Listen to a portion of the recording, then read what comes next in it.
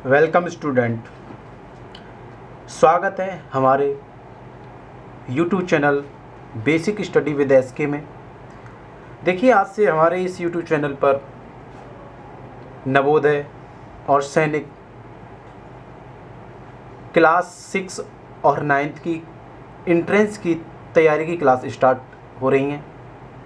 उसी की आज पहली क्लास है, जो मैं पहली क्लास ले रहा हूँ, हिंदी भाषा क्लास फर्स्ट। इस पर कंप्लीट तैयारी कराई जाएगी हमारे YouTube चैनल पर। बिल्कुल क्लास वाइज रिवीजन भी होगा और अच्छे तरीके से, बहुत ही अच्छे तरीके से तैयारी कराई जाएगी हमारे इस चैनल पर। ठीक है, इससे ज़्यादा से ज़्यादा जुड़ें हमारे चैनल पर और चैनल को लाइक करें, सब्सक्राइब करें, वीडियो को लाइक करें और शेयर करें। ठीक है, तो हम पहली क्लास स्टार्ट करते हैं। भाषा यानी कि हिंदी। भाषा क्या होती है? ठीक, तो भाषा क्या होती है? तो भाषा क्या है, आप ही बताइए। आपने पढ़ा होगा, जानते भी होंगे, बताइए। तो देखिए, चलिए मैं बताता हूँ। भाषा वह साधन है जिसके द्वारा मनुष्य अपने मन के विचारों को, लिख देता हूँ, भाषा वह साधन है जिसके द्वारा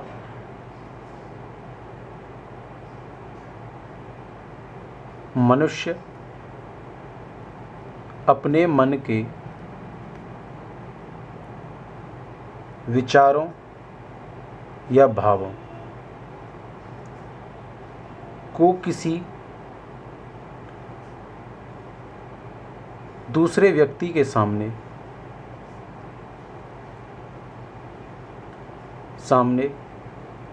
प्रकट करता है, उसे भाषा कहते हैं।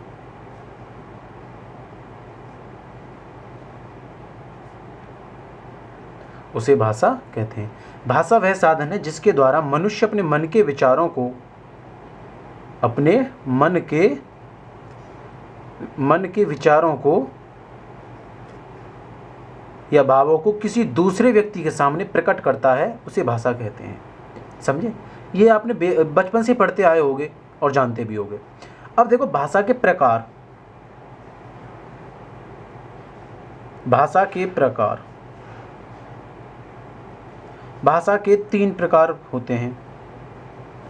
भाषा के 3 प्रकार होते हैं।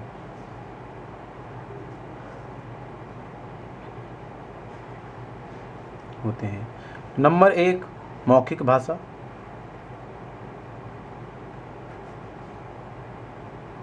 नंबर 2 लिखित भाषा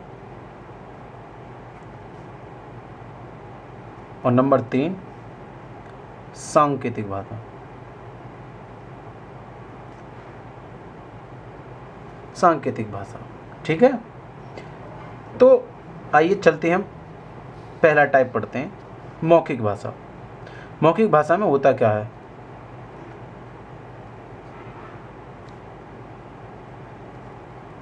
मौखिक भाषा, मौखिक भाषा से आपको पता चल रहा है कि मौखिक यानी कि बोलकर, बोलना सा ऐसा लग रहा है, आपको प्रतीत हो रहा होगा। देखो मैं बताता हूँ।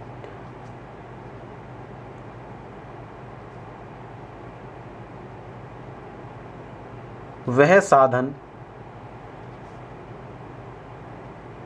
जिसके द्वारा अपने मन के विचारों,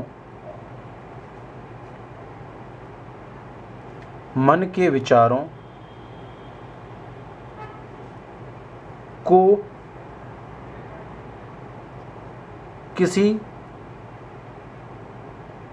दूसरे के सामने बोलकर प्रकट करते हैं, उसे मौखिक भाषा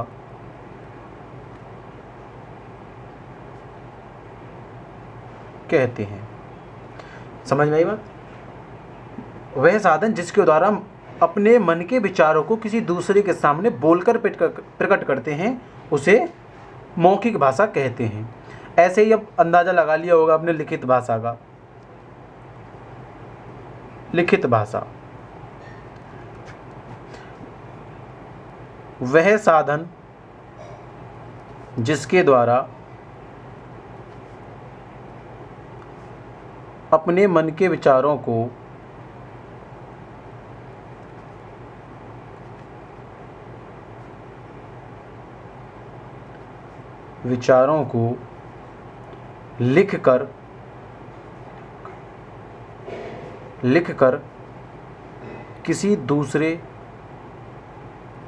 लिखकर किसी दूसरे के सामने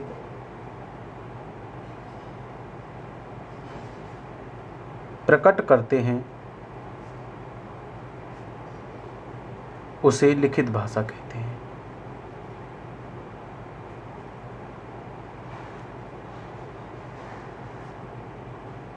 लिखित भाषा कहते हैं वह साधन जिसके द्वारा अपने मन के विचारों को लिखकर किसी दूसरे के सामने प्रकट करते हैं उसे लिखित भाषा कहते हैं। समझ में आई बात। ऐसे ही चलते हैं तीसरे नंबर पॉइंट पे, सांकेतिक भाषा।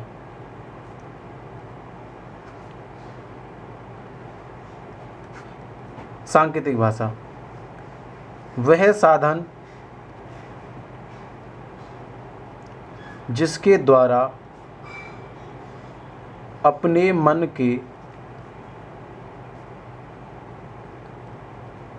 विचारों को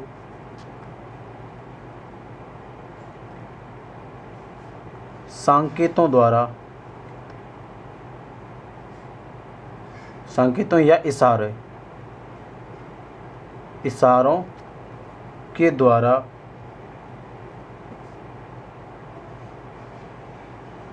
किसी के सामने प्रकट करते हैं उसे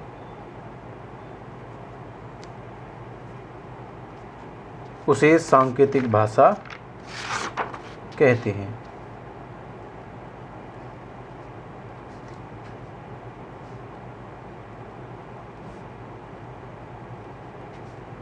उसे सांकेतिक भाषा कहते हैं। ठीक है। अब चलो देखो, भाषा की तुम्हें पता चल गया भाषा। अब भाषा आई तो भाषा पहले ऐसी ही थी हमारी भाषा, कुछ पता नहीं था, क्या ऐसे बोलते थे, कोई कुछ भी बोलता था, कोई कुछ भी। अब भाषा को शुद्ध करने के लिए व्याकरण आई। व्याकरण ने भाषा को शुद्ध किया। ठीक है, भाषा को इस तरीके से पढ़ा। अब व्याकरण डालो। व्याकरण क्या है?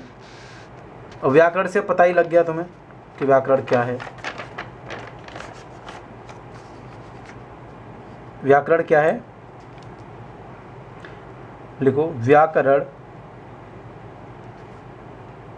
वह साधन है जिसके द्वारा भाषा को शुद्ध रूप से बोला,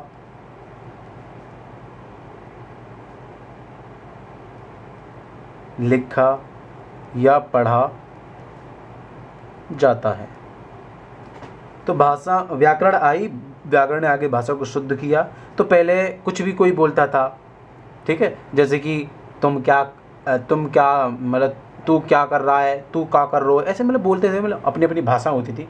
व्याकरण क्या होती है कि भाषा को शुद्ध करने का तरीका होता है। जैसे कि मैंने बताया कि भाषा आई, भाषा को शुद्ध किया। फिर भाषा तो ऐसी थी, किसी को पता नहीं था, ऐसे ही बोलते थे, कुछ भी नहीं।